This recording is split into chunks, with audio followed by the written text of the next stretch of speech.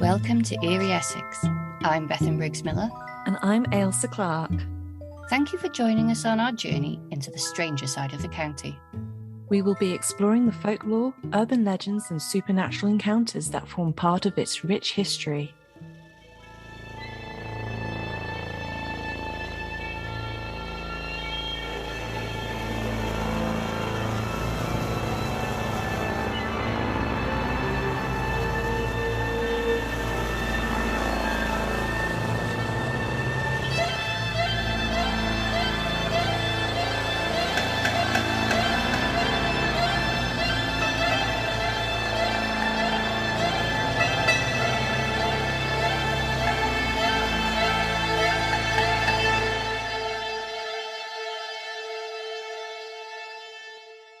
Hello and welcome to episode 13 of Eerie Essex. Our topic for the month is fairies, and we're very excited to have a special guest with us.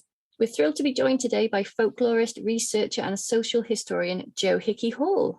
Jo is the host of the Modern Fairy Sightings podcast, which we have recommended in the past and will probably do so on a regular basis because it's so good. It's a podcast which aims to collect and preserve contemporary experiences, and it offers a safe haven for those who want to share their stories but might be nervous because, unfortunately, for some reason, of all the subjects in the paranormal sphere, fairies, for some reason, still has a taboo or a weird stigma about it. It's the least believable, yet there's so many. So, Jo, I don't know if you want to tell us a little bit about yourself, how you got into this, what made you want to start the podcast? Well, to cut a long story short, I suppose I could say I came over to Bristol to study a master's at uni with Professor Ronald Hutton in 2014 in history. And I originally came over to study, I was interested in dolmens and folklore, actually, and why people, revere them in certain ways and how important they were to people and cultures, and the kind of ritual use around them as well. And then he kind of got me onto fairies, and that's how I sort of came into it from a sort of an academic angle. Although I would say, because I was a social researcher before, my real joy was actually talking to people about their experiences. But it was sort of, as it is with these sorts of things in life, it was a kind of an amalgamation of lots of different roads that met, because my dad, who was Irish from Cork, used to tell me a lot of stories about fairies when I was a small child. And so although I was never kind of really into fairies, as it were, not really particularly into fairies and fairy wings or anything like that, I was interested in the stories he told me. I was interested in the idea of these other worlds running alongside ours, and these beings that, might appear from nature, and how when we go into nature exploring and playing, that we might have these amazing experiences. So I suppose, it all kind of came together like that. And then I joined the Folklore Society when I was doing my master's, and met Mark Norman and was invited to co-author a chapter in Magical Folk with Mark. And that is a wonderful book. It's, one of Simon Young's and Kerry Holbrook. And I just recommend anything by Simon Young, really. If you're interested in anything to do with fairies and fairy sightings, seeing fairies is amazing, which, of course, we're going to talk about a few stories from there tonight, aren't we? Mm-hmm. And also the fairy census. So I was in very good company, really. And writing that chapter on Devon with Mark, I thought it might be a good idea to set up a Facebook group at the time and just allow a space for people to share their stories. And the podcast kind of developed out of that in lockdown. It was just one of those things that happened, sort of following my nose with things, really, and doing what I love and what I enjoy. So that's much like ours really developed in lockdown out of something that we enjoy and love doing. Absolutely. Yeah, that's it. And that coming together as well, you found each other. There's quite a band of us now, of researchers who are interested in the weird. There is almost like a cult. No. You can still see that your interest in dolmens hasn't gone, though, because they feature quite a lot with fairy sightings. There's quite a connection there, isn't there? Dolmens. Definitely. Sorry, for someone who's just heard that word, what are dolmens? Dolmens, so ancient dolmens. stones, megaliths. Ah, okay. Yeah. Megaliths. I know megaliths. I hadn't heard dolmens before, so I thought I'd get that clarified for anybody else who was sitting here like me going, golems? Dolmens, yeah. So there's lots of dolmens in Jersey. It's just scattered with ancient dolmens and stones, and they're very well preserved. So I grew up around dolmens wherever we were living. We weren't that far from dolmens, and thankfully you can still go. Unlike Stonehenge, you can still go and hang out there and visit them. You have picnics there if you like, and if you're into ritual, it's a nice space to use too. Powerful places. And of course there's lots of these stones all over the UK and all over the world that you can still access, so that's great. But yeah, they do feature strongly, and I think also it's because it's just somewhere to go and be peaceful as well. They can be really peaceful places. They've all got their own characters. I mean, even each of the stones. Like, do you folks go and visit? Well, I used to study archaeology, and we did go on a trip to Stonehenge once as part of a college course. And we were allowed into the henge to have an up close look at the sort of the working on the rocks and everything. Whilst we were there, we met a wizard, and he was meditating in the middle of the Stonehenge. We're not entirely sure whether he broke in there. Okay. He was from Canada. His name was Doug Bluefy. Hi, Doug, if you're listening. And he came around with us on the rest of our archaeology tour, which was then dubbed the Magical Mystery Tour. So cool. You have strange experiences in those stones, I think. Yeah, you never know who you're going to meet. You're sure he was a human being? Oh yeah. I mean, I vaguely remember that his beard was so long he was using it as a scarf. Amazing. Which makes me wonder. Yeah, that would be amazing. Doug Bluefy does have a ring to it, another worldly sort of. Yes. Who knows? Where I grew up in South Wales, we had quite a few. I didn't realise how many we had. I found out since I moved away from Wales and lived in Essex, because I did a talk on death in the landscape, and I looked at stones, and I didn't realise how the village where I grew up and the area of my Steg and Tondy is just littered with them. It's literally like you can't move for them. Then there's glacial erratics, there's dolmens, there's wayfinder stones and all sorts. And then I started looking for Essex down here, and there's almost like variations. I don't know, do you get pudding stones elsewhere? Is that a term you've come across? Pudding stones. That does sound familiar, pudding stones. I don't know enough about dolmens. I want to look more into them because I've never heard of that term, and it might be quite special to East Anglia, because I know we've got quite a few glacial erratics because this whole area. Weird, Norfolk mentions a pudding stone somewhere. Oh, they do, don't they? Yeah. I think that line of pudding stones ends down here, so maybe we can. Oh, fab! We're the bottom of the pudding. Yeah, bottom of the tasty bit. Yeah, where all the good stuff goes and caramelizes. So what we normally do is we just dive right into stories and share and chat about them. So I think, Ailsa, is it my turn to go first? It is your turn to go first, according to my very thorough spreadsheet, which just has number 1 and 2 next to our names. Thank God you were organised, because I am so scatty. Can't even find my own story now. That's why I make the spreadsheet. Otherwise, the brain just goes out the door. Yeah, we've both got EDS, Jo, so we've got brain fog all the time. Yeah, I do suffer from that quite a bit as well. So I've been the brain fog part. I think it adds to the like what we do. Actually, I think we spend a lot of time mulling things over more. Yeah, whimsical wanderings. Whimsical wandering, yes. And for the added benefit, I'm quite under the weather, so I'm delirious as well at the moment, maybe. So on painkillers and all sorts. Did you have that whiskey like I told you? I actually thought it probably wasn't a good idea with the painkillers I took. Maybe not, no. Right, let me pick my first one. Off you go, Bethan. Okay, I'm going to start with this one. I think this one is from, which one did you say was the Simon Young one, Jo? Seeing Fairies. I think this is from Seeing Fairies. If not, correct me. You probably know more than I am. I do. So from the Lost Archives of the, to give it its full title, Seeing Fairies met Marjorie T. Johnson, because of course she was, part of, well, she was running the Fairy Investigation Society. From the Lost Archives of the Fairy Investigation Society, authentic reports of fairies in modern times. So this is a story of Miss Bay Kirkcaldy of London. So I'm going to read it just as it is, because it's her own words. So here I go. My childhood was spent at Harlow, Essex, in one of the manor house type of dwellings for which the county is well known.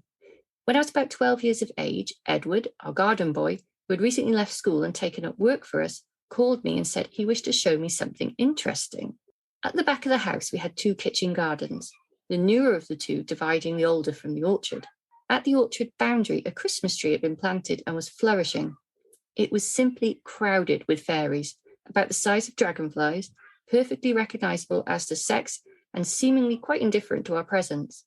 I remember it was a bright mid-morning in June, and the sunshine seemed to enhance their shining, almost luminous appearance. We watched them for some time, the young lad telling me that he had seen them often. He cautioned me not to go too near, as the fairies would disappear if we did, so we watched them across a stretch of garden. I should guess that they were about 10 or 12 yards away from them. Our observation was interrupted by a housemaid who was calling me in to lunch. Edward told her he was showing Missy the fairies. She said something to the effect that it wasn't unusual, and that I'd better not say I'd seen them or grown-ups would not believe me and say I was fibbing. I remember she said to Edward, "We often see them, haven't we?" Or words to that effect. Then she touched her lips with her fingers as if to say, "Don't let anyone know." When I went back in the afternoon, they had vanished, leaving no trace, but that is what I'd seen in the morning, and it left a very deep impression on me. Mm. So that's her Essex experience. Oh, that's lovely. It's very secret garden. It is. It kind of makes me feel really sad, though. That one, it's kind of, don't tell anyone because they won't believe you. You can't talk about it. Don't even try to talk about it. It's just something. It's beautiful because they shared that moment, and this little boy, he obviously trusts her enough as well. It sort of talks about their friendship, speaks something of their friendship where, he obviously really liked this little girl and wanted to share something with her. And so he's taken her there, and I don't know, maybe he was trying to impress her a little bit. We don't know, do we? And then, they've shared this beautiful moment together, and there's this, I don't know, this sense of lovingness there as well when the maid comes out and she sees, what they're doing, and sort of tries to hold the situation by explaining to this little girl that she mustn't really tell her parents or any grown-up. So that it's just. Yeah, it is really beautiful. It could have been their jobs as well that she was worried about. Like if the little girl goes running saying, "They're showing me fairies," they might go, "We don't know if we want that influence on our child." So it's a really good point, isn't it? It's a really good point. And quite nice that she didn't discount it. She acknowledged that it was real. Yeah.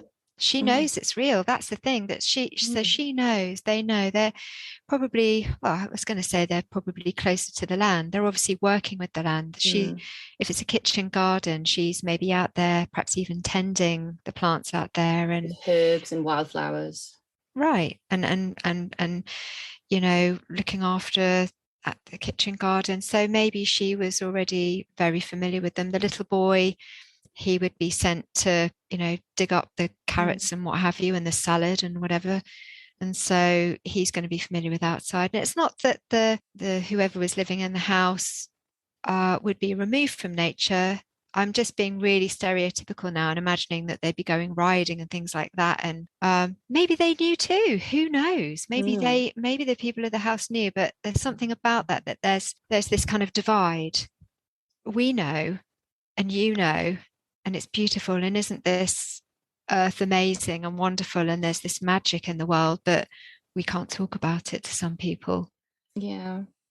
It has got, and it's so, as you say, also, it just reminds me so much of Secret Garden, like when Mary befriends Dickon, the boy who spends all his days in the gardens, and his sister is a maid in the house, and she knows what's going on and like covers for them and helps them. It's really Secret Garden-y. Yeah, those really dynamics. paints an image. Do you ever find, I mean, they specifically say a Christmas tree. Have you ever come across Christmas trees or firs as a place where fairies are seen often in your research, Jo? No more than other trees. Yeah, no more than other trees. I guess there's something about if they said it was a Christmas tree, that's actually, it makes me think about that, that time of year evokes such joy in children, and we take such time to decorate the tree. I mean, we keep ours in the garden and then bring it in every Christmas, and it's an old friend, isn't it? Comes in and it's changed in the meantime. It's hopefully got a bit, bigger because it's healthy and growing out there. And then, you bestow all this love on the tree. And I always feel quite sad about putting it back outside afterwards. And you get it used to going back outside, don't you? So perhaps there's something about the tree, like I say, that evokes these happy memories when families are together. And yeah, it'd be interesting to look out to see whether Christmas trees themselves feature strongly in accounts. I haven't had anyone talk to me specifically about fir trees on the podcast. Just trying to think, but they have kind of come into the house on trees. In fact, perhaps one that we might speak about later. That there's kind of perhaps a link there. But yeah, there was one where a woman who'd been living in a part of the US. I can't actually remember whereabouts it was now in the US, but it was a very rural part of North America, and it had been in her family for generations. And but it was only recently that she had begun to see fairies there, and they would go between the ivy that was growing outside her house to this huge these big tall fir trees that were within the property. And she knew it wasn't an insect by the way that it moved, because it shot. She said, I've never seen anything move that fast. It wasn't like an insect that flies around. You can tell what an insect flies like, but this just shot off. And then later she actually saw it in her kitchen. It was stuck on the fly paper. So then she knew. I know. So the wing was stuck on the fly paper, and it was trying to get itself off before she came in the kitchen. And as she walked in the kitchen, she saw it, and it managed to detach itself and flew off. This makes me feel really bad about my parents who just bought one of those lanterns that zaps bugs for their kitchen. Oh. Yeah, well, actually, the friend that was with her at the time said, now stop using that. Although she didn't see it, she said, stop using those. It's mean. Stop trapping the flies. Don't do it. And she said she didn't use them again. But I said to her, what do you think it was coming? What is there anything that could be attracting it? And she said that there was, I think it was honey on the windowsill. She said, actually, I did actually keep some local honey on the windowsill. I said, well, there you are then. That's probably what it was coming in for. So that's a traditional offering, isn't it? And a traditional place to have it as well. So she inadvertently was making a little offering, and then they were coming in and getting stuck on the fly paper. Oh dear. Yeah. That was a good one. It's called The Honey Bandit, that episode. Yes, I remember that episode. Yes, that was brilliant. Oh, do you know what's just, you talking about Christmas trees, it's just made me think of is that we know where the tradition of putting stars on the Christmas tree comes from. We know where the tradition of putting angels on the Christmas tree comes from. Where does the tradition of putting fairies on the Christmas tree come from? Because I always thought it was a bit like where you have an angel on there. So sometimes you call the angel a fairy, but I'm starting to realize they're actually two very different things, because we had an angel and a fairy, and the fairy was very, very different to the angel we used to put on the Christmas tree. So I wonder if that has some basis back in folklore. That's a really nice, that's a lovely question, actually. I wonder if it's just something about the magic of Christmas time. The sugar plum fairy is a very Christmassy. Very Christmas image, isn't it? That's true. That's true. And the angel comes with, of course, the religious connotations with Gabriel, whereas the fairy, evokes that childhood magic, and could be tied into sugar plum fairy. That's a really good point. Well, the Yule side of Christmas, the more back to nature. We've got a weeping angel from Doctor Who on ours. Okay. I know somebody who has Darth Vader on theirs. Yes, there's quite a different. You could get different things out, can't you? Do you want to go next with your story, Elsa? Yeah, if that's okay. Unless Jo wants to go. How are you feeling? Yeah, go ahead. Yeah. Okay. Before her voice gives out. Yeah, before the voice gives out. My one's going to be a little long because I got really into researching this, and I did a deep dive on some background for different parts of this story. But I shall try and keep it as quick as possible with minimal coughing. And I've only got one screen today, so I'm going to try and keep you on my screen. No, it's not working. We're here, don't worry. Yeah, you just remind me every now and again you're still here. So when Bethan first suggested the topic of fairies, I almost immediately panicked, really believed that Essex was barren of this sort of phenomenon. I'd never heard of a fairy sighting in the area for the 30-something years of living here. And I wasn't the only one that held that belief as well. One of the first papers I found on the subject of fairies in Essex was called Folklore Survivals in the Southern Lake Counties and in Essex, a comparison and contrast by L.F. Newman and E.M. Wilson. This paper was published in 1952, and it says the following of fairy belief in Essex. A widely spread belief in fairies and folklore is usually developed in districts with a suitably picturesque landscape, where the ancestry of the people includes races with an imaginative mentality and a love of legend. None of these conditions hold in Essex. That is harsh. It is brutal, isn't it? It gets worse, though. None of these conditions hold in Essex, and the fairy lore of the county is probably less extensive than any other part of Great Britain. Even attacks of malaria, once so common in Essex, do not appear to have induced fairy visions, in spite of the fact that crude opium was taken largely as an anodyne. So it's rather unkind so far, but wait for this bit. As in other parts of England, the this is horrible. Unimaginative men of the eastern counties often drank heavily, but alcohol inclined them to fight rather than dream of small elves, leprechauns, or tiny green men. So this is about where I stopped reading this paper because it thoroughly depressed me. And I went away in a panic trying to figure out how to tackle this subject. However, when I came back to read the rest of the paper, about a week later, it started delivering. So it goes on to tell a story at Stansted, Mount Fitchett. A conventional brownie was said to have attached himself to the stables of, I'm guessing the writer of this paper, because they don't say who this writer they're referring to is. And he did all the horsekeeper's work until one of them hid in the hayloft to see the brownie at work. The little man, finding himself detected, disappeared forever.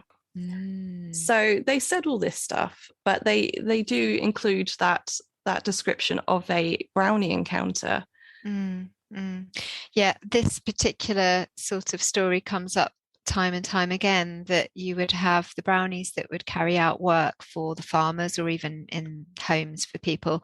But as soon as either they're found working and seen, or if in some cases, if clothes are left out for them, then they take offense and they will leave. So yeah, that it's very reminiscent of fairy stories that I think like the cobbler, the elves and the shoemaker. Yeah, that's it.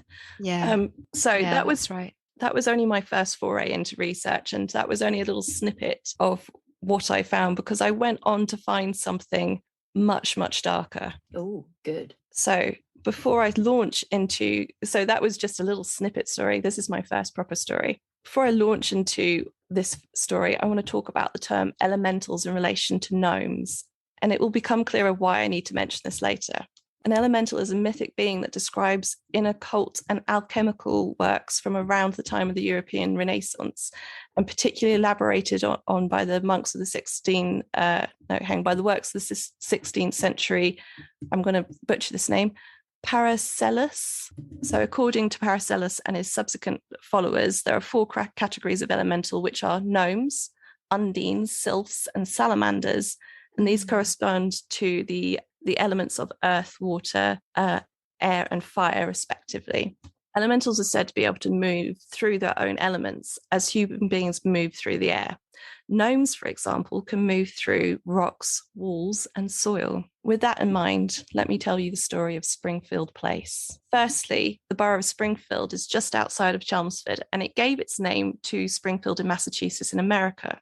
The original Springfield gets its name from the many springs found in the area, and there is a theory that All Saints Church was built on the site of what was once a pagan sacred spring. So Springfield Place is a Georgian manor right next to the church, and it was inhabited sometime by the Petrie family, and it is from them we get the first recorded incident of an uncanny presence in the building. I found the story in several places, but the most detailed description was in James Wentworth Day's book, Ghosts and Witches. And this first account was written by a descendant of the person who'd had the encounter, called Mary Petrie, and it was sent to the newspaper, the Essex Weekly News. One moment, I have to zoom because I had to take this as a screenshot because the book is unavailable. In 1894, my grandparents, the Honourable Henry W. Petrie and his wife Eleanor, went to live at Springfield Place, which they occupied for 21 years. During this period, the ghost was actually seen on one occasion, and I cannot do better than to quote from a book written by their eldest daughter, Mrs. Philip Wesley Coley, formerly Lucy Petrie, in what she says. The old house is called Springfield Lawn, and this on account of the big expanse of mossy lawn in front of the house. There is a magnificent oak staircase with carved banisters, which is quite the feature in the interior of the house. Under this, there is a spacious cupboard having a secret underground little chamber, which may have been a priest's hiding hole. The large bedroom, called the Blue Room, or Ghost Room, about which there seems to be a deep mystery, is panelled in oak and painted light blue. High up on one of the walls are hinges of cupboards, which had a mysterious significance for us, but they were never opened in our time. There were some other uncanny things in this old house, such as trapdoors, dark passages, and bricked-up windows. In August 1868, my grandmother, this is a really complicated name, Walmesley, died in such a saintly death at Ramsgate. Mother was away for a long time nursing her, and she had a baby, Nellie, afterwards Lady Young, who was very ill with her, so had double the anxiety. Nell was still ill and feverish with her teeth. One night, she was more restless than usual, and Mother took her to the Blue Room, so as not to disturb her father. Baby Nell at length made quite content with some hard rusks to gnaw on to help her teeth come through, and then Mother began to doze. But a chuckle from the child arose her, and the baby was calling out, "Funny man, funny man."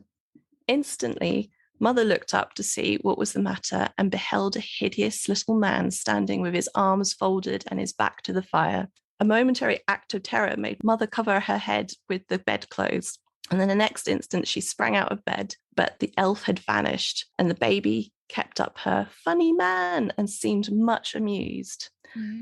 Mother searched every cupboard and every cranny, but no trace could she find of the gnome, and she did not like to go and wake up Father, so she said a prayer and got quietly back into bed and soon fell asleep. The next morning we had an account of the whole affair and were not the least surprised at what happened in the Blue Room, the haunt of ghosts. We pestered Father to have all those mysterious cupboards opened, whose hinges could be seen high up on the wall, and he laughed and asked us how even an ugly gnome could jump up so high and disappear in an instant through a tightly fastened panel. It was all very fine laughing. We were children, said, but it was most certain that the ogre had his home there, and in future we had to go on living in the same house with the nasty little gnome just because he could jump high. How the younger children in their fright would scuttle past the Blue Room door every day, even during the daytime. I only hope that the ghost will leave the present occupants in peace.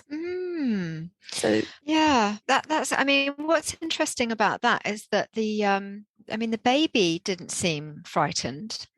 Right. So, No. I mean, if it was a nasty little elf, then the baby, we would expect the baby to have been frightened. It kind of reminds me of, there's a similar story in Dermot McManus's book, I think it's The Middle Kingdom, I'm not sure, where there is a baby and a nursemaid, which I think is the mother's niece, and she is kind of helping the mother with the baby. And she's there in the nursery, and the nanny, the niece, sees this little goblin man, and the baby sees it too. And so the nanny isn't terrified or anything like that. I guess it depends on your response to it. We don't know whether she was frightened because whether they're frightened because it just was a pixie and a really crazy experience to have, or whether it really was a nasty pixie. I mean, well, there is more to this story. Okay. So they seem to have had some poltergeist type activity, especially things being dropped on them, mostly like little stones. Yeah, this is a thing. Yeah. Which I thought would interest Bethan. Okay. You've been having pixie trouble. I have. Is this the time to tell it? Go for it. Let me just finish by saying the bit that interested me about the connection with the elementals is that they say that he disappeared through the wall, and then it's saying that the gnomes, being elementals, can pass through sort of solid matter, that is connected to the earth. And it was all this oak paneling, and it seemed to match up very closely. And then you've got the strange thing with the well being the sacred well being right next door, and when that original paper said about the conditions for fairy sightings and for fairy stories it is, but you just have to look for it a little bit more carefully. Anyway, Bethan. Your difficulties you've been experiencing, Bethan. Well, it's nothing horrific. I'm finding it quite funny, really. And the fact that Elsa's actually our connection's breaking up now. I wonder if it's right now. A warning. I'll tell it anyway. It started when I started rewilding, because I think we all did that in lockdown. Just let's rewild. It was a good excuse not to mow, and it does look pretty. Me and my son, we scattered loads of wildflower seeds. We marked off areas of the garden not to mow or strim. And it really is beautiful. We've got foxgloves, we've got a black medic, we've got all these little herbs and wildflowers growing, poppies. It's gorgeous. And we've kept it up, and it's still out there now. And around this time, I started listening to Jo's podcast. And I remember saying to Jo, like, when I joined the Facebook group, you were really sweet and invited, said welcome personally. And I thought it was lovely. And then I remember saying to you, I'm desperate to have an encounter. I keep hearing all these things. And then things did start happening. At first, I didn't really pay attention, because I think when you want something that much, you just think, it's my imagination. But I remember there was this night, I was at the kitchen door. I have a lot of things happen at the kitchen door. I had my UFO experience at the kitchen door. It's liminal space. It's a good liminal space, yes. So because the oven is right next to the door, so I often open it to cool down, and then you've got this view right over my village, and there's this vast Essex sky, and it's a lovely view. And I shut the door briefly because I don't know why. I think there was a wind, and I was trying not to let things fly about a bit. And I heard this scuffling outside. Now, right outside the kitchen door, I've got my herb garden. These old bricks. I've sort of put them.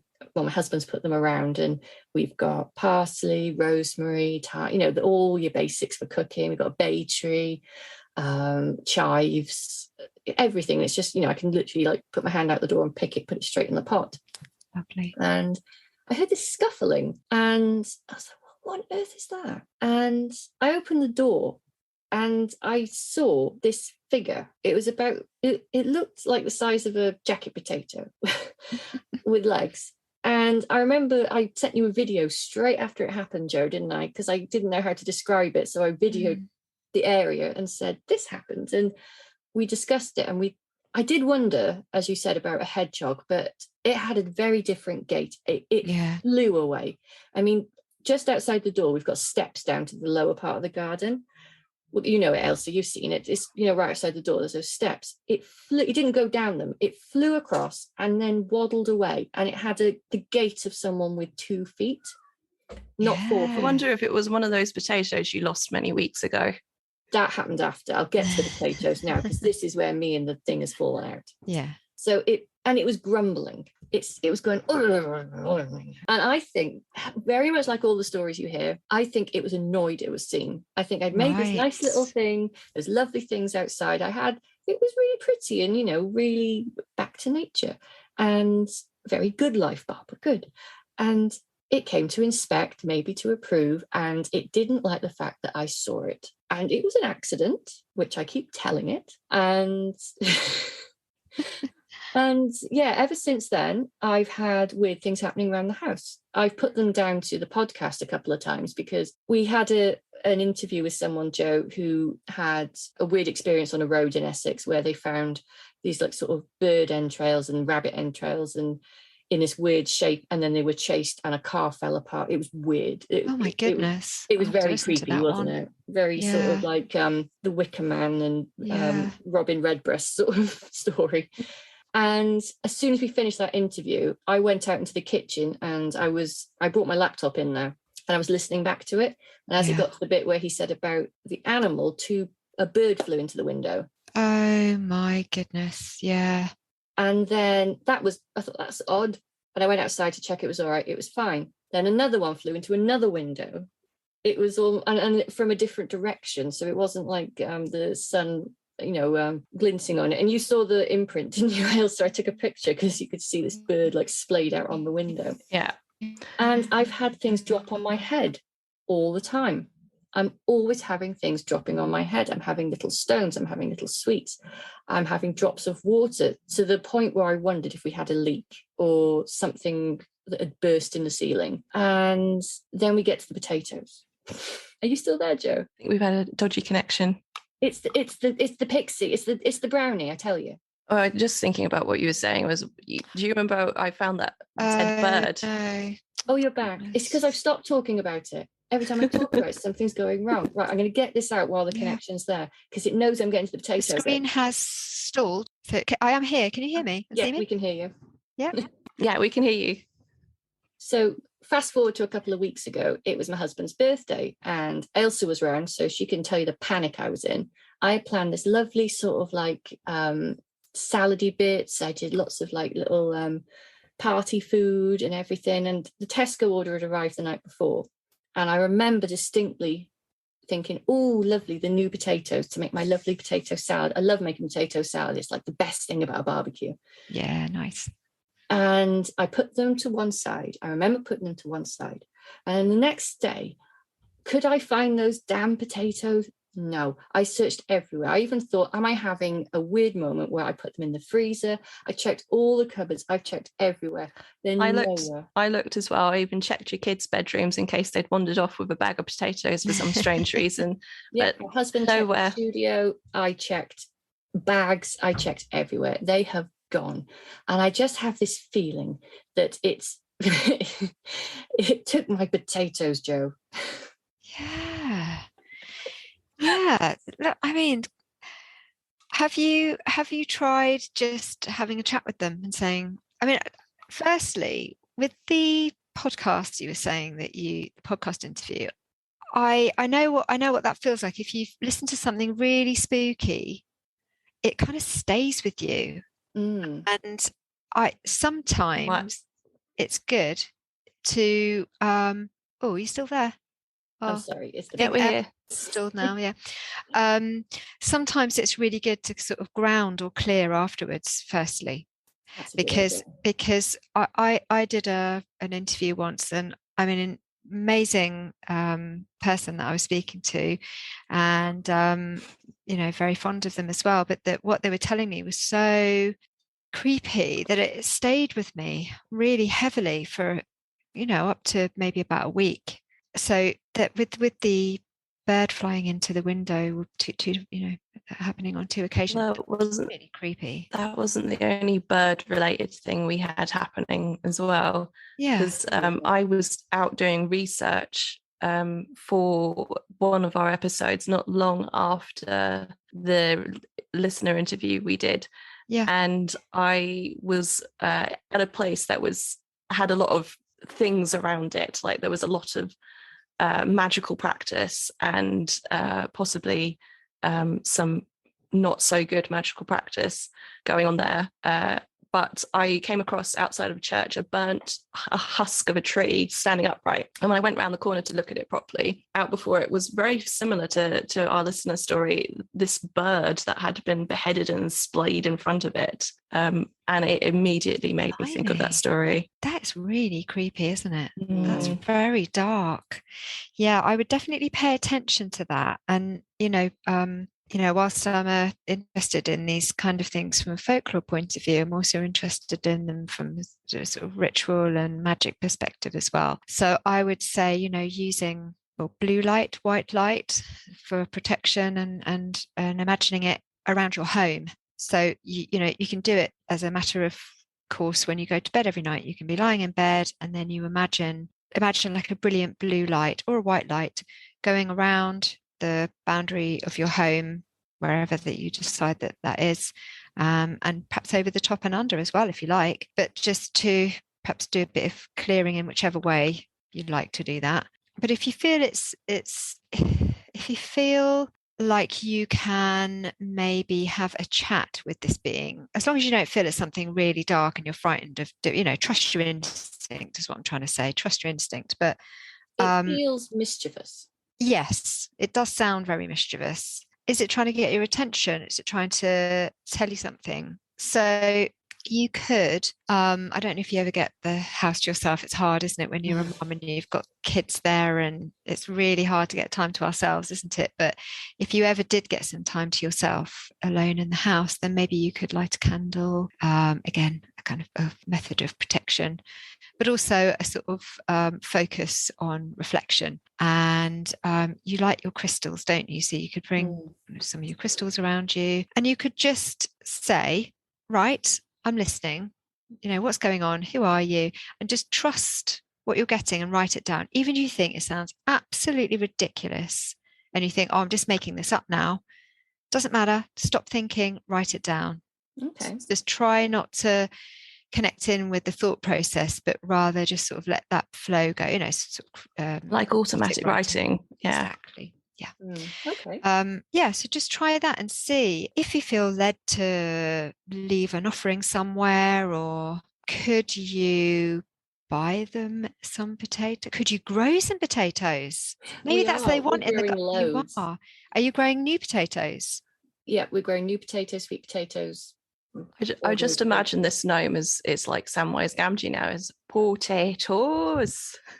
They're after those potatoes. Maybe they don't like the ones you're growing outside, and they've gone in for the, I don't know, a different type of getting impatient. They wanted some fresh potatoes. They went after my organic Tesco's finest value. That's right, exactly. Oh, I'll try that. I did just have another weird bird experience. I had a bird. So I live in a flat in a very old building, and it has old chimney breasts that are blocked off, and I had a bird fall down this bloody chimney breast on Saturday. Thankfully there's a vent in it, so we managed to get the vent off. Unfortunately, I'm bloody terrified of things flying at my head, so I was really, and I wasn't well, so I was really no help. I had to get my neighbour and her dad to come round and herd this bird out of the window, but the chimney's meant to be blocked. Like, it's not, it's on the top of it. It's not meant to be able to get down there. So I mentioned it to Bethan, and she's like, another bird thing. Exactly. Do you know what kind of a bird it was that came in? It was a pigeon. It was the same as my bird. I've still got sooty marks on the ceiling from where it hit the ceiling several times. Yeah. Well, I mean, birds are messengers from the gods, aren't they? So something's trying to get a message to you. You could play with that idea and see where that leads you. Pigeons do like to nest up on roofs and in unused chimney pots as well. We've had a bit of that here. Yeah, because they kind of coo down the chimney, don't they? I don't know if you're like me, you've got one of the fireplaces in the, an unused fireplace in the bedroom, and hang on, I can turn my camera. It's behind that bureau, so it's completely, that's the breast of the chimney there. It's completely blocked off. So there's no fireplace there, just a little vent underneath. And but the top of the chimney has, I mean, I've lived here for several years now, that I've never had that happen before. The top of the chimney is blocked. Or supposedly blocked. But something going on then, isn't there? Something going on. Just to point out, look how good our connection is now we've stopped talking about my brownie. Exactly. Yeah, I think some kind of offering is in order, and just have a play with it and try different things. Just be led by what you feel is instinctively, rather than sort of, going by what else is written in a book or what somebody tells you. I think I always think is, you'll know the best course of action. I'll let you know what happens. Do you have a story, Jo, in relation to Essex? Well, fairies. I mean, if it's Essex, great. If it's not, I mean, whatever. So there's a few I really like this one. So I can read you the whole thing if you like. Have I written down the page number? Basically, this woman from Northern Ireland, she has an Essex, her husband's from Essex, and they are walking in Witham. Witham, it's called, pronounced Witham. Okay, so they're walking in Witham, and they are walking around something called the Walk, which they later found out it was the monks' walk. It was where the monks used to walk to the abbey in this place. And there's a line of very, very old trees, and I think some of them are a bit rotten from memory and things like that. Quite, there's very characterful trees that you sometimes find. This reminds me a little bit of Brian Froud's drawings, in fact, illustrations. So she happens to look inside a hole of one of these trees and sees several little kind of goblin sounding characters. She describes them as having grotesque faces. Now, in that hole as well, she sees a little woman with a Welsh hat. Her husband has something like a walking stick, or perhaps he picks up a stick from the ground. Anyway, he starts poking a stick inside the hole because she's saying to him, like, this is what I can see. He doesn't believe her. He thinks she's messing around. He starts poking a stick inside, and she immediately has a go at him. She's absolutely horrified. Stop it. Don't you dare poke them with that stick. And at that point, he realizes that she is actually being serious, and he backs off. So she gets home. She, at some point, I find this really funny, she apologizes for the fact that her husband is from Essex. She was saying, I'm so sorry, he's from Essex. It's very much like what I mentioned in the start of my story about that paper that was like, oh, the Essex don't really know fairies. Yeah, it's just, I mean, obviously, she's from Northern Ireland. In Ireland, there's a very different, obviously they're very close to the fairy law. And so she's trying to explain to him, look, he doesn't know. He's from Essex. Just forgive him. But anyway, they go to have lunch, and she boils him up an egg, and it's bad when he goes to eat it. So she boils him up another one, and that one's bad too. And she said, now, the funny thing is that in the rest, they'd never before or since in their lives had a bad egg, and there he had two in one go. So, that was something making their displeasure known. In no uncertain terms. Yeah, I thought that was a great one, really. And of course, this is a story from Seeing Fairies, the Marjorie T. Johnson collected ones. And in fact, that story was written into the Whittam and Braintree press, or something like that. It was the local press at the time. All these stories. I tried to find a newspaper, but unfortunately, the Whittam and the Braintree and Whittam Express isn't on there. I wonder if it'd be possible to get hold of a copy. I'll see if I can try and find something. If I do, I'll send it over. But I mean, all of these stories were mostly from around the middle of the 20th century, because this is when she was collecting these stories, around the mid-50s. So some of them are sort of from the 20s, people remembering back, some even further. But a lot of them are around that era. But that one reminded me a bit of what I thought was interesting about that was the Welsh hat that's described as being on the fairy, and Welsh type hat.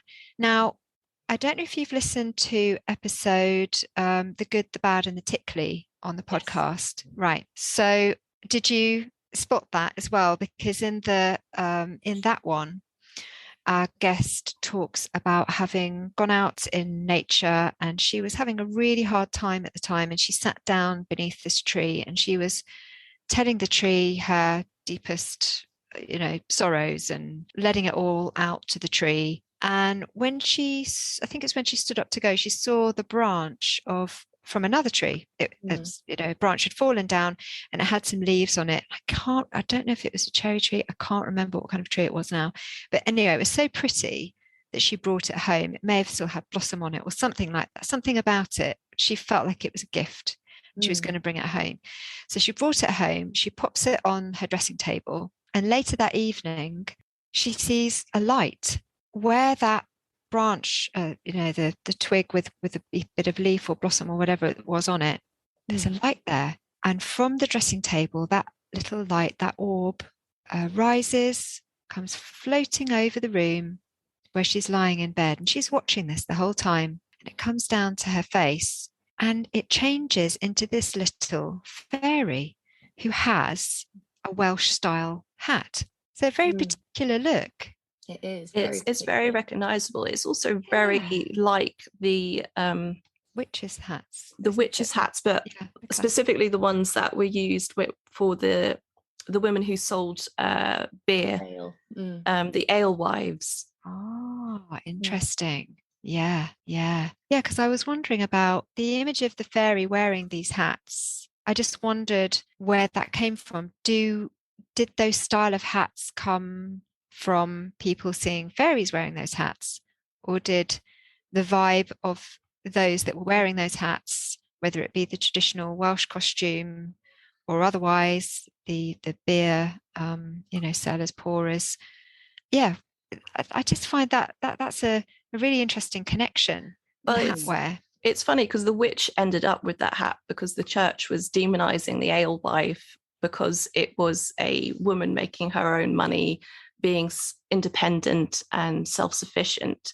And they often use depictions of the alewives in doom paintings in churches being tormented by the devils or like dancing with the devils to kind of bring home that image of like how these women were evil. And so possibly it's something, maybe the image of the fairy wearing it, because fairy encounters there's a lot of them that aren't particularly pleasant.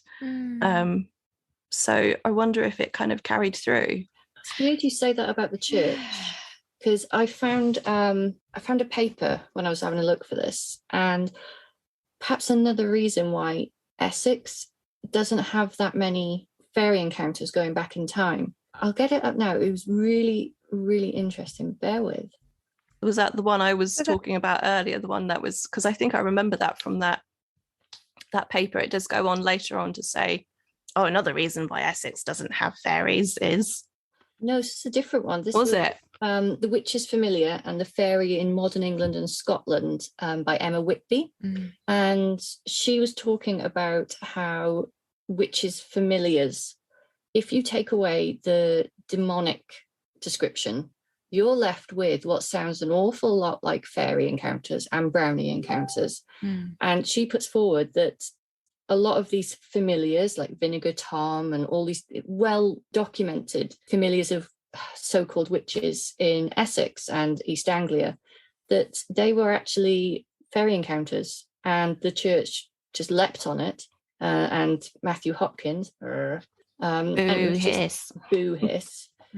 Not Anthony Hopkins, as we really must point out, because when we talked about how much we didn't like Matthew Hopkins, another podcast accidentally thought we said Anthony Hopkins.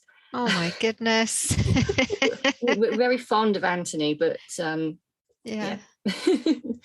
But not Matthew. It brings a horrible new spin onto the Wallasey Island ape story, actually, if you think about that being a fairy encounter. Well, actually, I've started going back and looking at all these like demonic encounters, and I wonder how many of them were just spun to make them sound like that, because it was a good way of decrying it.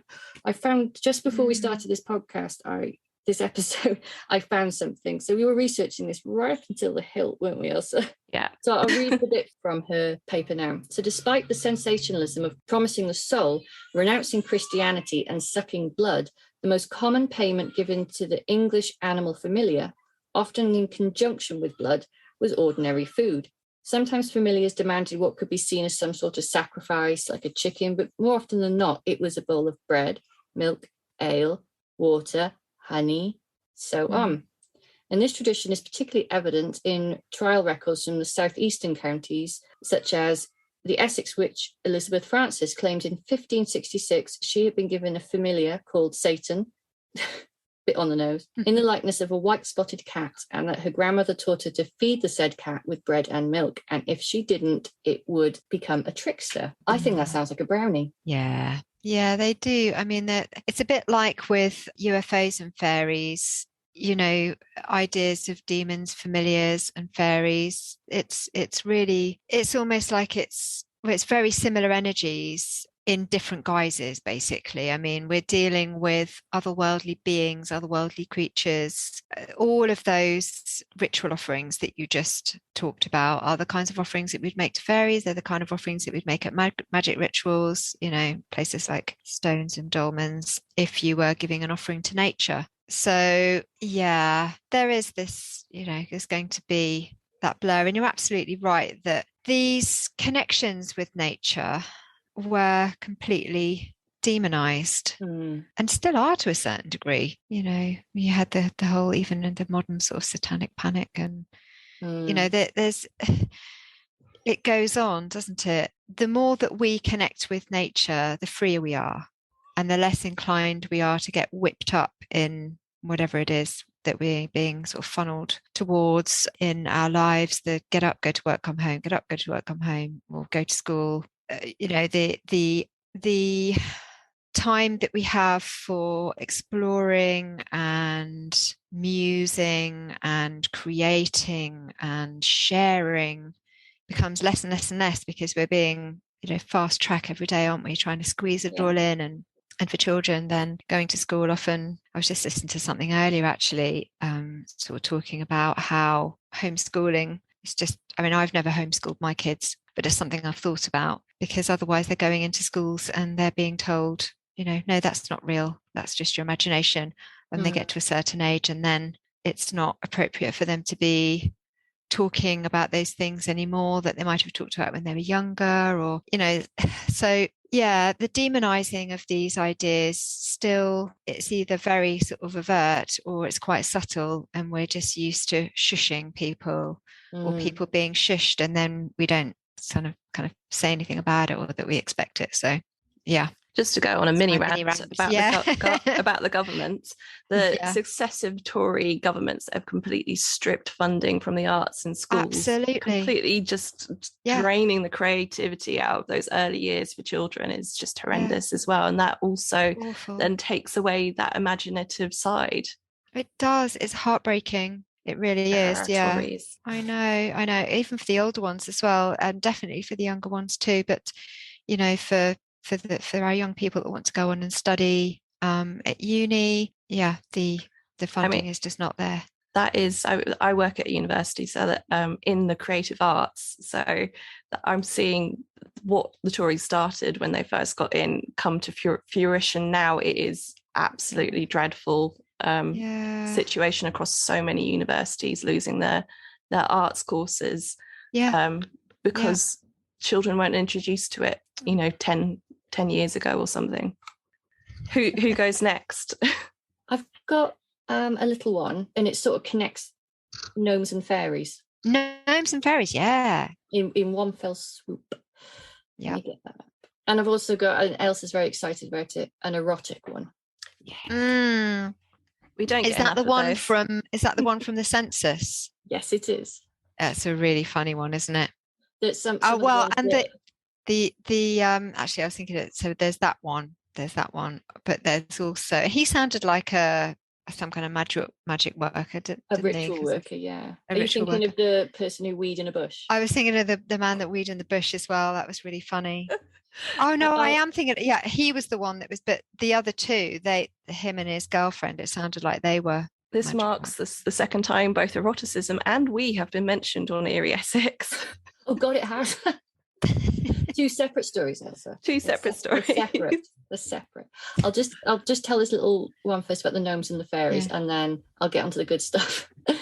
So this is a story of Mrs. Rose from Southend-on-Sea, and she talked about how she has always seen fairies, and she saw them constantly under the shrubbery by the sea edge. She said they congregated around the trees, they floated around the trees, and those were the fairies. And then she would see gnomes come up and they would protect them. So the gnomes were, she described them as little old men with little green caps, and their clothes were generally this sort of like neutral green. And the fairies themselves were more like, well, miniature elves from Lord of the Rings, very, beautiful and draped fabrics and very floaty. And she always saw them in pairs like that. And that's lovely. I thought that was really sweet. They like, because you don't really hear that often, like gnomes and fairies together. No, it struck me recently when I was talking to the guest on A Tree and Two Sons. What was it? It was tree something and two sons. Is it tree healing or something like that? Let me just look it up a second. Because really sorry, my cat is attacking he's attacking his own tree because I use it as my laptop stand. So I'm not having an earthquake. Yeah, that she was a tree teacher. So tree teacher and two sons, where as a little girl she had gone to this nature reserve, and she was speaking to the tree. It's a really beautiful story, that one. She'd kind of gone off on a boat with a family friend, and they were a fishing family, and then they dropped them off in this little island, which they probably shouldn't have done because it was a nature reserve, but they were just kids, they were just playing. And she goes up, finds a tree at the top of this little hill while they're playing hide and seek, and at this tree she has this amazing sort of life-changing, life-affirming conversation with the wise tree.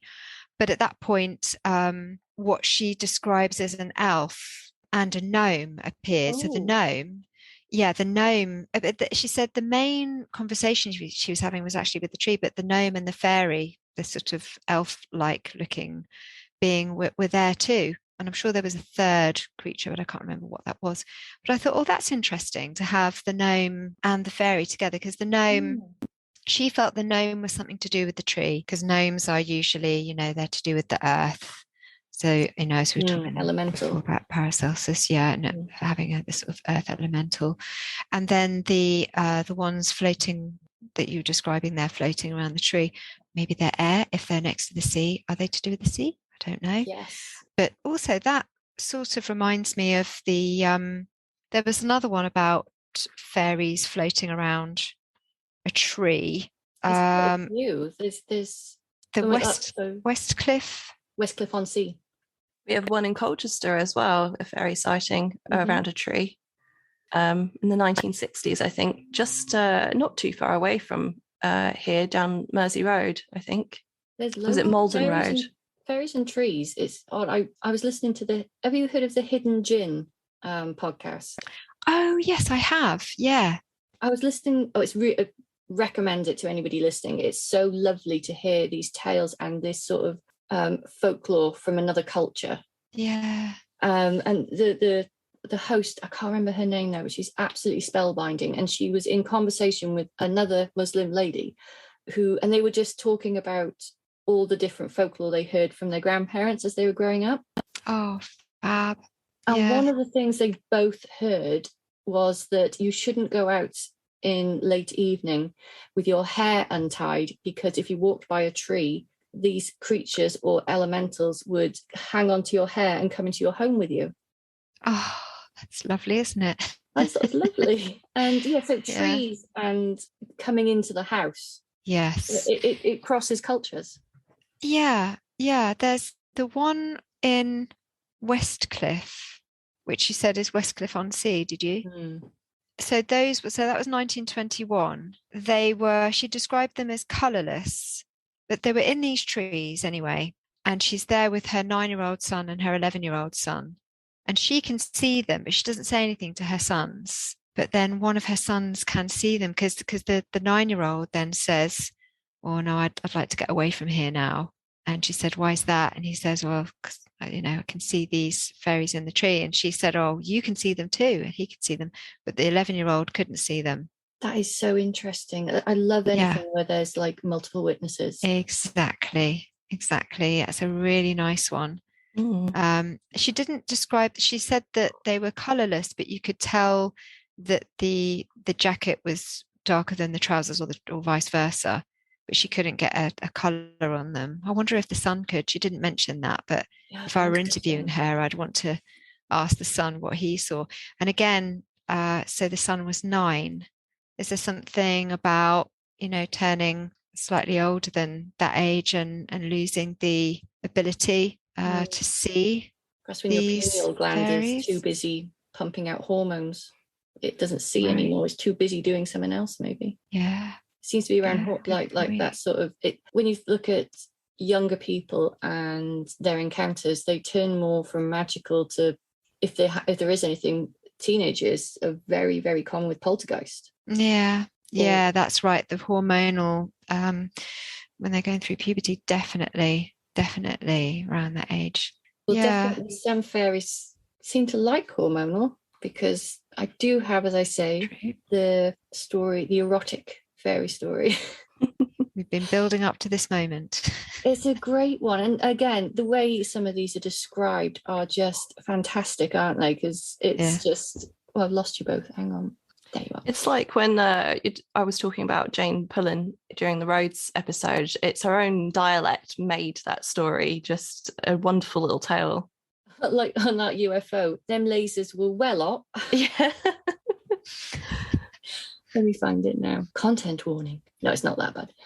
So it doesn't say where exactly this was, but it was in Essex. And this was from the census. This was in the 2000s, the noughties, in a woodlands. I really like how they lay it out with the census, because they describe a lot of things. And there's one thing, I don't know if you can clarify this, Jo, but a lot of the time it says, it describes an emotion, or it says no fairy feeling. Does that just mean they sensed it, or is there a particular emotion? They would have been asked, did you get a sense of anything? And a lot of the time, some of them will say, I felt a chill before, or I had, a sense of a warm feeling or a tingle, or that's what that would be describing. Well, that's what they describe here. So they were extremely happy, but they had this sense of a loss of time, and there was a profound silence before the experience. Yeah. And they had their hair prickling and tingling before and after, and a sense that the experience was a display put on specifically for them, and they remember it in such vivid detail. So this is how they described it. Myself and my then girlfriend in 2004 were having sex deep in a forest, where we found a glade where we both saw at first 2 lights, followed by another 6. As we were both occultists, we stopped and went to look closer. It turned out to be a large oak tree that they were flying around, and I got the sense that they were dryads by the energy. I think they may have come due to what was happening, and it says in brackets, sex. I've heard of this happening before, and they also heard panpipes. Yeah, Wow. I do think that fairies are attracted by, lust, love, strong emotions. They're attracted by that. I mean, that's what makes the world go around, I guess, isn't it? It's what makes our plants grow. That is what makes our world bloom, isn't it? And creates us and everything we see around us. So there's that sort of vibe of a creative energy, I would say. And fairies do seem to, there's quite a lot of fairies turning up in those kind of situations. So do you think they had gone there specifically for that kind of, like, they were having sex in the woods as like an occult ritual then? It doesn't say. Or were they Not just necessarily? They were not everyone goes and has sex in the woods because of a cult ritual, but he does specifically mention that they were occultists. I mean, they were probably just, well, I don't know, possibly they could have been, but I guess more likely that they're used to being outdoors and, with each other. And it's a nice thing to do if you know that you're not going to be disturbed. But I guess the fairies were there. They would probably have been open to something like that happening. It doesn't necessarily suggest that that's what they were trying to invoke in any way, but just that they noticed it. So I wonder how many times it's not noticed. I've got to say that I can't imagine anything more off-putting in that situation than panpipes. Panpipes, yeah. Oh my goodness. There is a fairy hilarious near Colchester. I can't remember. I think I got it off Paranormal Database, but I remember reading it and thinking, isn't that well-known dogging spot? Oh no. Yeah, there was one well-known, or it used to be well-known. I think it's been developed in recent years, but it was a well-known spot for that kind of thing. Yeah. Do you know what? Someone should survey doggers then, shouldn't they, really? Because there could be this kind of rich data out there that, you know, none of us have even considered. So there you are, someone's PhD there. I want, this story ties in within a video I want to show both of you. That's very interesting. So I followed on with the gnomes angle, and I came across a story in a book that I absolutely love, because it was my first book that I found on ghosts and the paranormal when I was a child in school. It's Betty Puttick's Ghosts of Essex. Real fabulous name. Which I believe the lawmen know very well for some reason. The lawmen are all over that one. Yeah, they love. I think they like the name Betty Puttick. Well, they do have a scoring system for names, don't they? Yeah. So in 1982, two little girls went into the playing field near J. Wicks Frobishers Primary School, not far from Clacton. They were walking along to play in their camp in an overgrown ditch at the end of the field, and when they would suddenly notice two strange dwarf-like creatures ahead. They resembled little old men with long white beards and pointy hats, and they were about 3 feet tall. They appeared to be busily digging a hole with very old-fashioned looking spades. They had obviously not seen the two girls who stood watching, and the two girls were quite scared by the strange spectacle. The girls retreated slowly and continued to watch from further off. At some point, the two gnome-like figures disappeared, although the girls did not actually see them go. And although they waited for some time, the little men did not come back. The girls then cautiously crept back to where they had seen the little men digging, and despite a search there was no sign of any hole, but both were absolutely certain of what they had seen. Oh, that's fabulous. I love that. But similar to the We in the Hedge story. Is it? Yeah. Before you watch the video, do you want me to just give you a snippet of it? It's a very short one. It's like 4 lines. Yeah, it'll give me a chance to catch up on my thoughts, because I was about to say something, then I lost it. Sorry, Han. That's fine. Are you going to show me a picture of a man weighing in the bush? No, because I could see that any Saturday night. So this is in the 80s, and this is a camp near Farm Hedgerow, and it was around 3 a.m. And this person had the occasional supernatural experiences, but not really much. He puts it down, I think, from what he says, to like sleep paralysis and things like that, or a hypnagogic state. He says he was camping near the moors with a group one night, and I had nature's call, but didn't want to walk the distance to the porta potties. 'Twas late. So instead, I went directly behind my tent to the hedgerow to take a leak. As I prepared to unleash, suddenly right in front of me, when I looked down, appeared silhouetted a small shape with his hands on his hips. I could see it by a faint light coming through a very large hole behind him in the hedgerow. I got the impression that he was angry. This scared me, and needless to say, I could not do what I intended. And slowly backing away, I quickly apologised, sincerely believing I had almost pissed on one of the wee folk. Got fast back to my tent and spent the next couple of hours of the night casting protective circles and wards around me in my tent. And in the morning, upon waking, I immediately searched the hedgerow for the large hole, but could find none. It was humanoid, the size of a toddler, but couldn't see really anything apart from its silhouette, which was framed by a strange light. It didn't feel like the encounter with the dead or anything. And then just says, "Don't mess with them. They will kick your ass," and enjoy doing so. Yeah. Well, that's very interesting, actually, because the story I was going to cut was this one from Broxted, which is starts off very similar to the story I told. about Jaywick, but it goes into more detail to say that not only were they seen quite often digging, but they were often blamed for the breaking down of tractors, again, the throwing of small stones. And it seemed that the whole area was kind of plagued by them. But instead of the villagers feeling like terrified or threatened of them, they're quite pleased to have them. They like this mischievous behavior.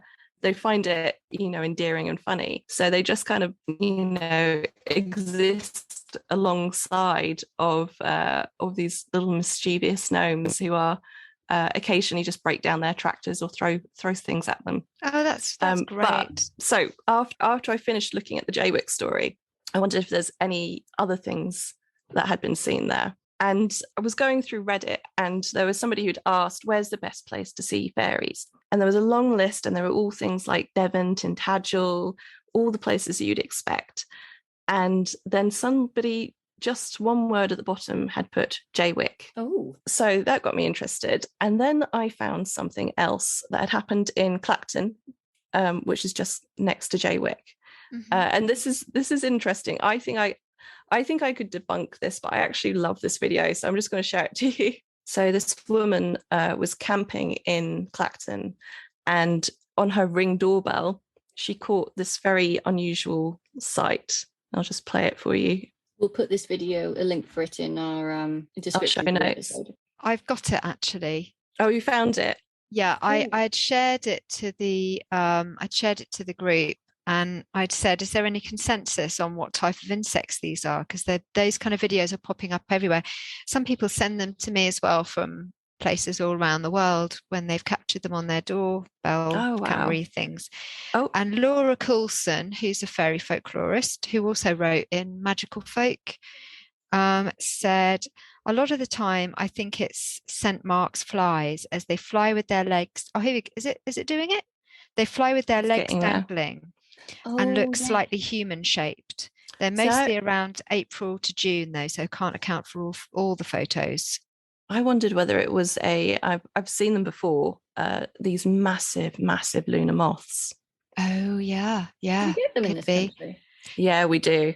Because I've seen them in Wales actually, Bethan, and you know how terrified I am of moths. Because those ring doorbelly things, they've often got a little light on them, haven't they? So it attracts them. Yeah, so it could be attracting them. Hang on, I'll send it to you, Bethan, and it'll be easier. I'm going to watch it again now. Yeah, I'm going to play it again now just to remind myself. I saw something on my own, funny enough, because I was looking out to see what sort of wildlife was in the garden. I'm not sure if I probably kept a little short video of it. I've just watched it again. They are interesting videos because you think, what on earth when you look at it? God, yeah. Yeah. That looks so much like the one. Do you remember when we got involved with the chat with the guitarist from Echo and the Bunnymen? Oh, yes. On Twitter. Yeah. That's almost exactly what he had in his house. In his house. Yeah, interesting. I guess the thing, I mean, they are really intriguing, and I'm not saying that all of them can be explained, but I don't know if this is right, I'm just saying what I kind of instinctively feel is that we see them through our third eye. So yes, we see them with our eyes open. Yes, we're seeing them. We're actually seeing them. But I don't think personally, I'm not convinced that cameras can pick them up. They're on a different plane. Or videos. So, but like I said, I could be completely wrong. And I don't know. Who knows? I just love that little video because it just, if you're on the skeptical side, it kind of makes you go, well, that is, you could see that being a moth, or you could see that being that. And then it opens a whole nother door of like, what insects are we missing? What things have we kind of lost along the way that created the folklore originally? I mean, I sit on the skeptical side, but I'm open-minded and I love seeing things like that kind of will cause that disbelief for a moment. Yeah. I agree. I think it's really hard, isn't it? Because when we experience something, or we know someone that has experienced something, we're so sort of tied to being able to say, look, it's true, this is the thing, there it is, there it is. It's like we have to we feel like sometimes we have to produce the evidence in order to say, it is true. And I think that personally, I feel that we can actually let go of that. We don't need to be able to prove it. If you've had an experience, you know what you've seen, and you might not have anybody to talk to about that, and the people that you do know might never believe you, and that's really hard. But you know what you saw and experienced, and nobody can ever take that away from you. And that could have been, she may well have seen a fairy in that, and I could be entirely wrong. It's about what that experience means to you. And if, as you say, that kind of opens you up then to looking at the world in a different way, then I think, yeah, job done in that respect, because in that moment you're filled with wonder, and I think that is the important part of living, is to experience wonder in this world. That is what's important.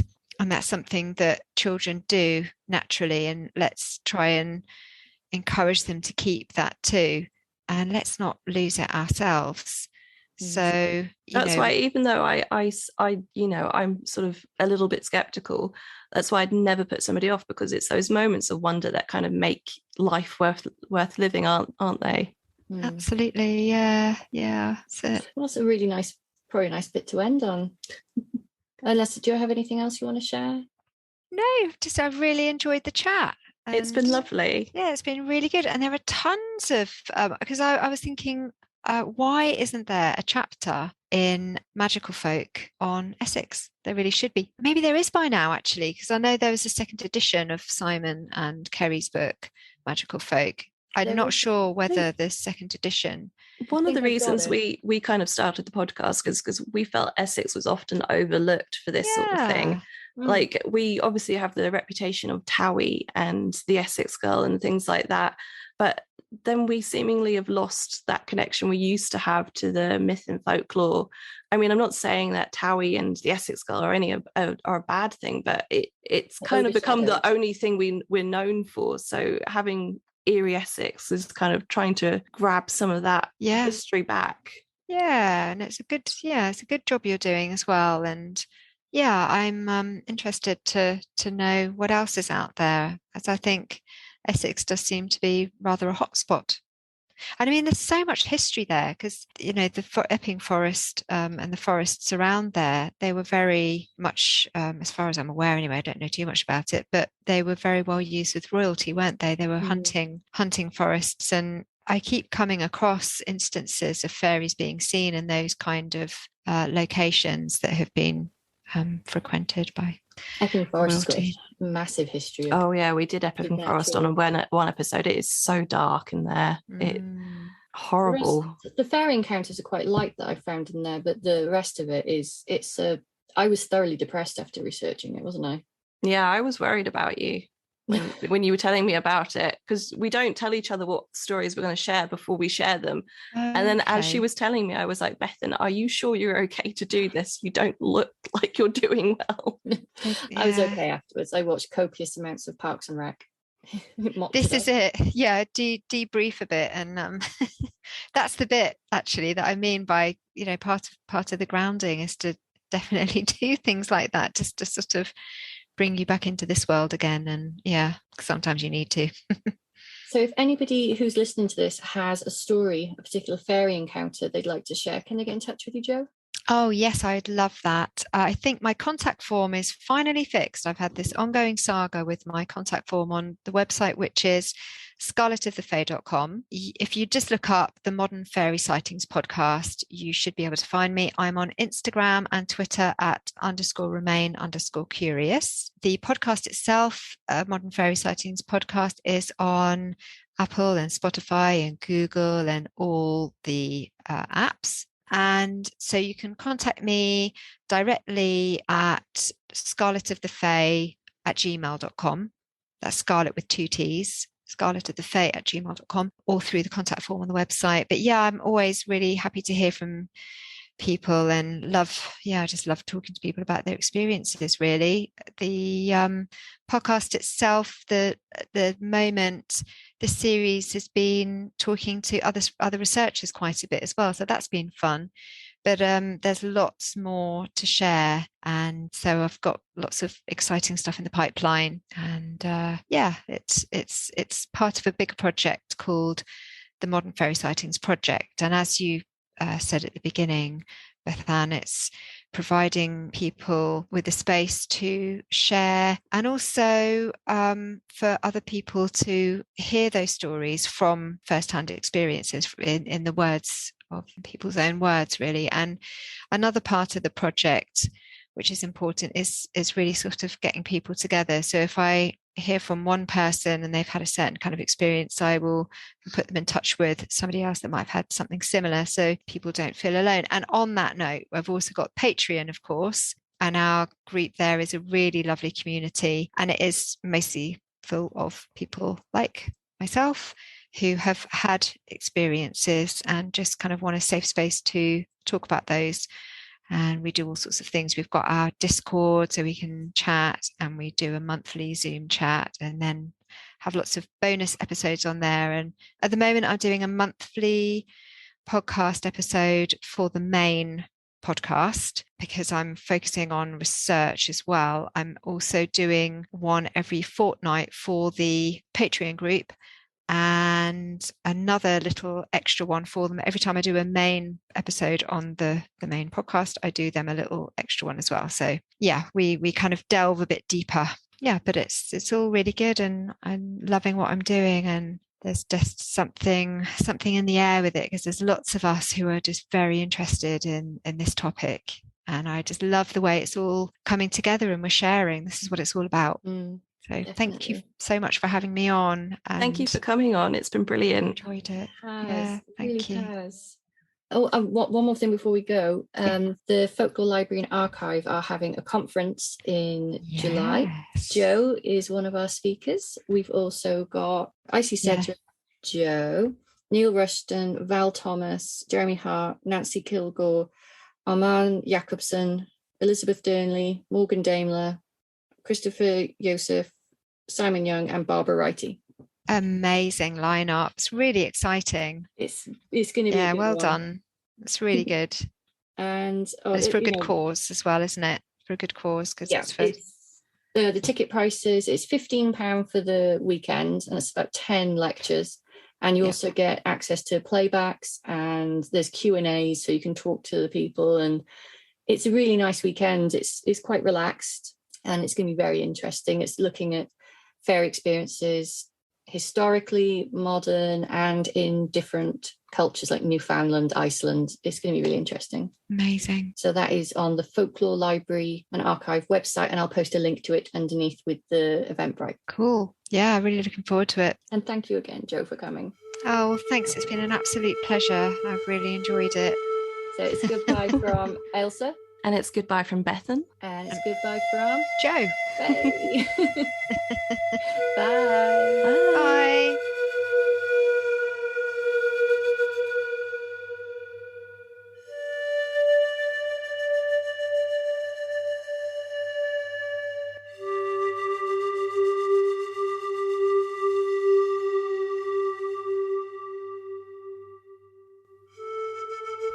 If you've enjoyed listening to this podcast, it would be wonderful if you could leave us a review.